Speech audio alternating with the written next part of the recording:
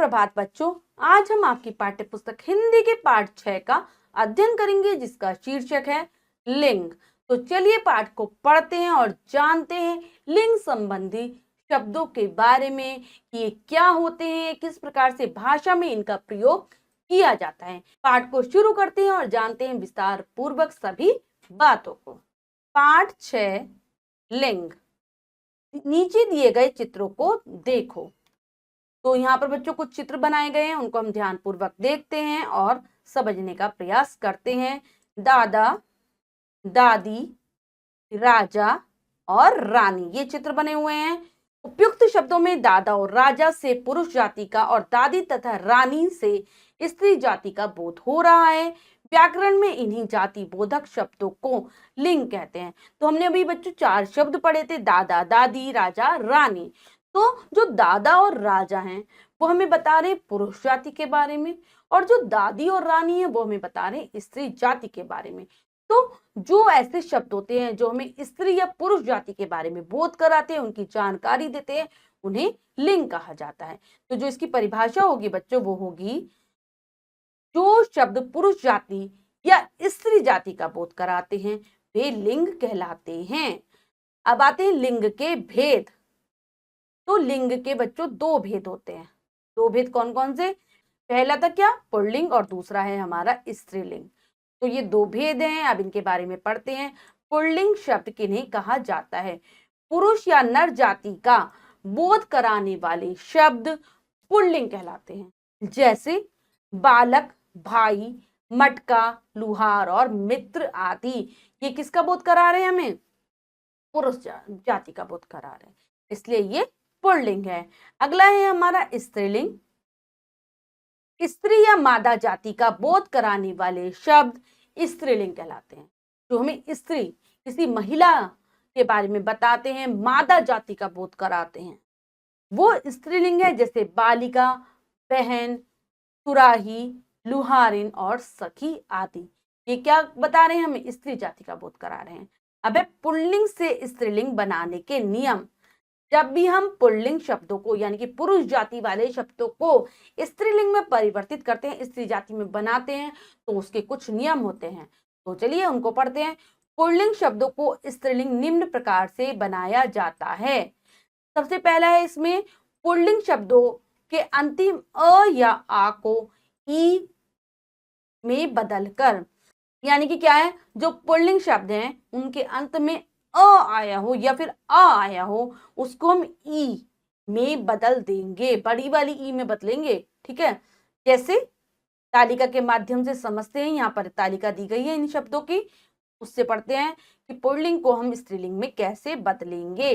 नर है जैसे, तो उसका नारी हो जाएगा, ई की मात्रा लगाई। मामा का मामी हो गया, ई की मात्रा लगा दी।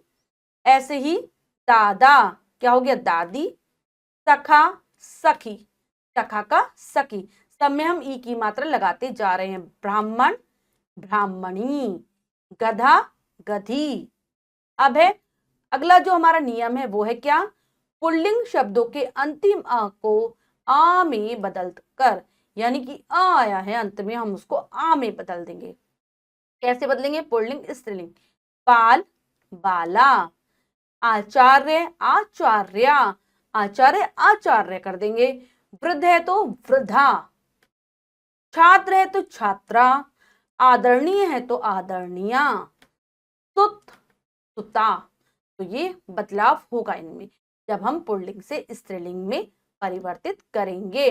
अब है अगला जो हमारा नियम है वो है पुल्लिंग शब्दों के अंतिम अक को ईका में बदलकर, अक आया है मान लो, और उसको हम क्या कर देंगे? ईका। जैसे उदाहरण, पाठक, अकार है अंत में, हो जाएगा पाठिका।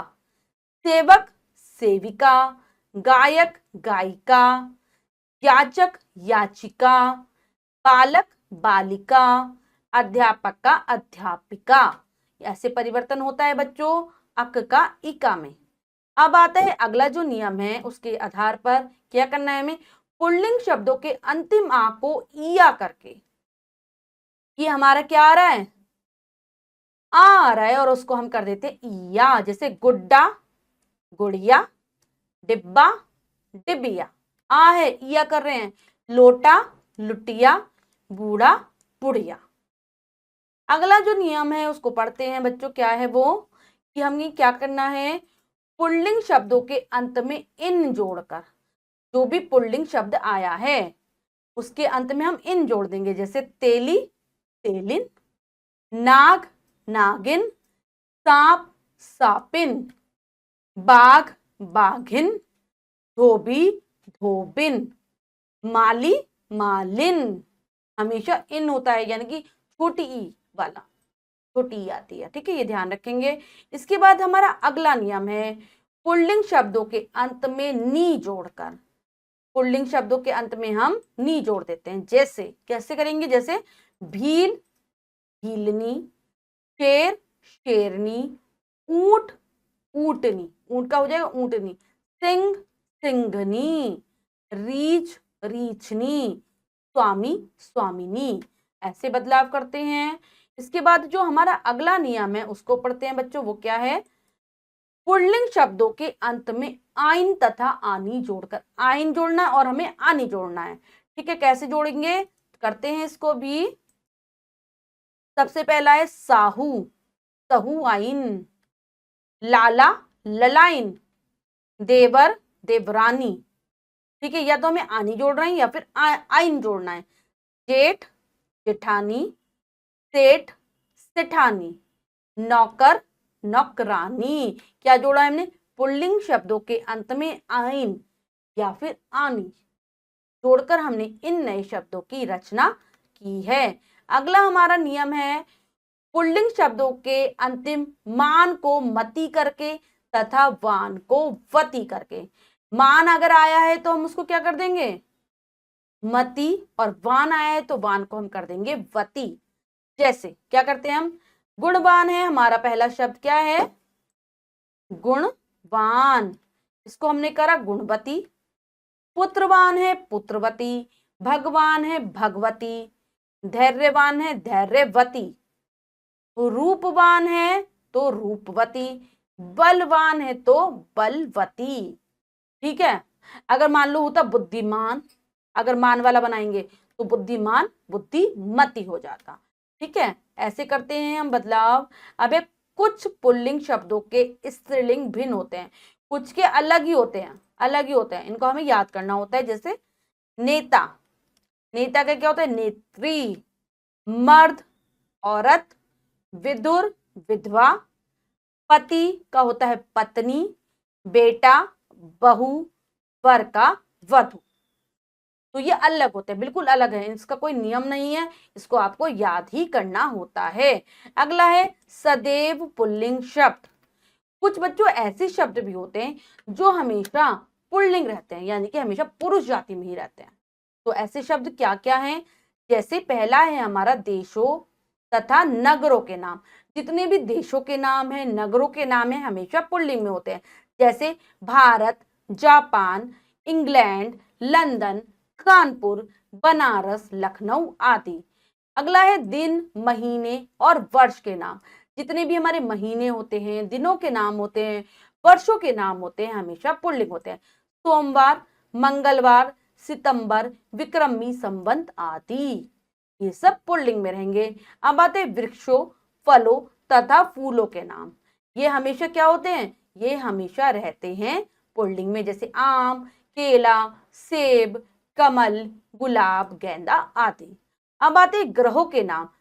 जो हमारे बच्चों जितने भी ग्रह हैं, जैसे सूर्य, चंद्रमा, बृहस्पति, शनि, अरुण, वरुण आदि, इनके नाम भी पुल्लिंग में रहेंगे। धातुओं के नाम जैसे सोना, तांबा, लोहा, शीशा आदि हमेशा पुल्लिंग में रहते हैं। धातुओं में केवल चांदी ऐसी धातु है जो कि स्त्रीलिंग में आती है। ठीक है, अब आता है प्रदेशों के नाम।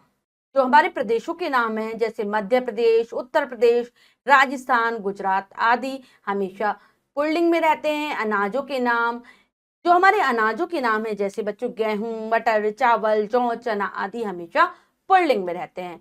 पर्वतों व समुद्रों के नाम, जितने भी पर्वत हैं और समुद्र है वो हमेशा पुल्लिंग में होते हैं। जैसे हिमालय पर्वत, विंध्याचल पर्वत, लाल सागर, प्रशांत महासागर आदि। भारी, बड़ी व बेडोल वस्तुओं के नाम हैं, जैसे पहाड़ हो गया, पत्थर हो गया, रस्सा आदि, ये हमेशा पुल्लिंग में रहते हैं। अब इसके बाद हमारा जो अगला है प्रकरण वो है सदैव स्त्रीलिंग शब्द। जैसे कुछ शब्द ऐसे होते हैं जो हमेशा पुल्लिंग में रहते हैं, ऐसे ही बच्चों कुछ शब्द होते हैं जो हमेशा स्त्रीलिंग में रहते हैं। जैसे तिथियों के नाम, जितनी भी तिथियां हैं जैसे पूर्णिमा, अमावस्या, षष्ठी, अष्टमी आदि, ये सदैव किस में रहती, स्त्रीलिंग में रहती हैं। अब आते हैं पुस्तकों के नाम। हमारी जो पुस्तकें हैं जैसे गीता, महाभारत, रामायण, बाइबल आदि हमेशा स्त्रीलिंग में रहेंगी। भाषाओं के नाम है जैसे हिंदी, तमिल, जापानी, अंग्रेजी आदि, ये भी स्त्रीलिंग में रहते हैं। लिपियों के नाम जैसे देवनागरी, गुरुमुखी, रोमन, अरबी आदि, ये भी स्त्रीलिंग में रहेंगे। हमारी नदियां हो गई गंगा, यमुना, कृष्णा, कावेरी आदि स्त्रीलिंग में। झीलों के नाम जैसे डल झील है, वूलर है, सांभर है, ये सब भी स्त्रीलिंग में रहते हैं। छोटी वस्तुओं के नाम, छोटी छोटी जो चीजें होती हैं उनके नाम चम्मच, पेंसिल, रस्सी, टोकरी आदि हमेशा स्त्रीलिंग में रहते हैं। तो बच्चों हमने पाठ के माध्यम से स्त्रीलिंग और पुल्लिंग के बारे में जाना, लिंग के बारे में जाना। एक बार जो हमने पढ़ा है उसको दोहरा लेते हैं। शब्द के जिस रूप से उसके पुरुष व स्त्री जाति होने का बोध होता है उसे लिंग कहते हैं। लिंग के दो भेद होते हैं, कौन कौन से, पुल्लिंग और स्त्रीलिंग, ये दो भेद हैं। अब हम पाठ का अभ्यास कार्य कर लेते हैं, क्या पढ़ा क्या सीखा के अंतर्गत। तो चलिए करने का प्रयास करते हैं। निम्नलिखित प्रश्नों के उत्तर लिखो। ये हमारा पहला प्रश्न है, इसके उत्तर आपको स्वयं करने हैं और कार्य आपको अपनी अभ्यास पुस्तिका में कर लेना है। तो पढ़ते हैं एक बार प्रश्न। लिंग किसे कहा जाता है, तो लिंग की परिभाषा लिख देंगे। लिंग के भेदों के नाम लिखो, दोनों भेद आ जाएंगे। पुल्लिंग किसे कहते हैं, उदाहरण भी दो, तो पुल्लिंग के बारे में बताएंगे और दो उदाहरण लिख देंगे। ऐसे ही स्त्रीलिंग से आप क्या समझते हैं, 100 उदाहरण बताओ। स्त्रीलिंग के बारे में बताकर दो दो उदाहरण दे देंगे। ये हो गया है। इसके बाद जो बच्चों हमारा अगला प्रश्न है वो है निम्नलिखित शब्दों के लिंग पहचान कर उनके सामने लिखो। तो हमें बताना है जो शब्द लिखे हैं वो पुल्लिंग है या फिर स्त्रीलिंग है। करते हैं। बाला पहला शब्द है हमारा, ये है स्त्रीलिंग।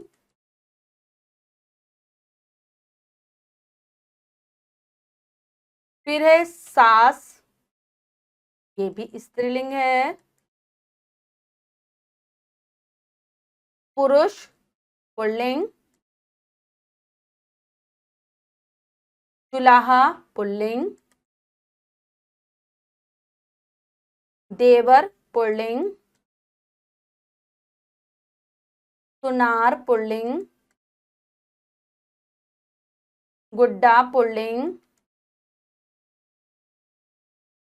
घोड़ी, घोड़ी क्या है बच्चों, घोड़ी हो जाएगा हमारा स्त्रीलिंग। सिंह पुल्लिंग। और भतीजा ये भी है हमारा पुल्लिंग। अगला है पुल्लिंग और स्त्रीलिंग से निम्नांकित तालिका को पूर्ण करो। तो यहाँ पर लिखे हैं कुछ शब्द, कहीं लिखा है पुल्लिंग, कहीं लिखा है स्त्रीलिंग वाले हैं, तो हमें इस तालिका को पूर्ण करना है। तो यहाँ पर हम लिख देते हैं पुल्लिंग, पुल्लिंग, और यहाँ हम लिख देते हैं स्त्रीलिंग। और यहाँ पर वृद्धा लिखा है तो यहाँ आ जाएगा वृद्ध।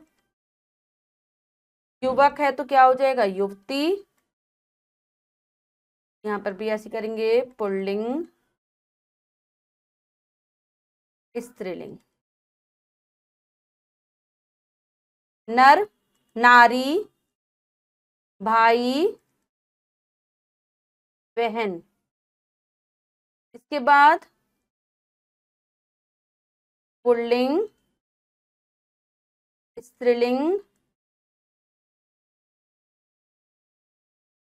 तो यहाँ पर बच्चों चूहा है, चूहिया, और शेरनी है तो हो जाएगा शेर। तो बच्चों ये कार्य हमने पूर्ण कर लिया है अच्छी प्रकार से समझकर। बच्चों आज हमने पाठ के माध्यम से लिंग के बारे में जाना, लिंग किसे कहते हैं, क्या होते हैं लिंग। आशा करती हूँ पाठ आपको अच्छे से समझ आ गया होगा। पाठ को फिर से जरूर पढ़ेंगे, मिलते हैं अगली कक्षा में नए पाठ के साथ। तब तक के लिए स्वस्थ रहिए, प्रसन्न रहिए। धन्यवाद।